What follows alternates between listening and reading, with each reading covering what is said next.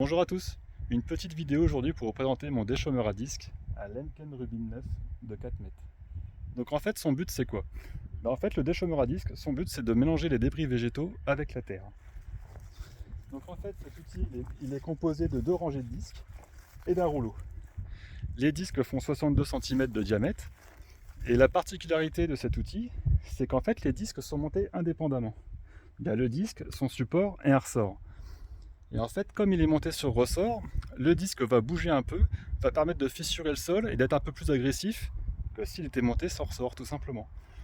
Les rangées sont mises de façon à bien répartir la surface de travail et bien travailler sur les 4 mètres.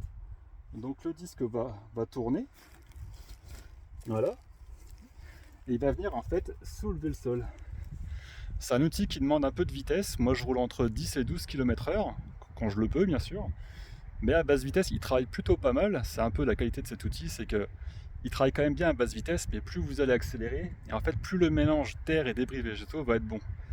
Ensuite, il va y avoir le rouleau. Donc en fait le rouleau, il va servir aussi de réglage de profondeur à l'outil. Mais en fait il sert surtout à retasser le sol. Et ce qui est intéressant par exemple, c'est quand vous faites du colza, le fait qu'il va retasser le sol, ça va permettre d'avoir un pouvoir germinatif derrière.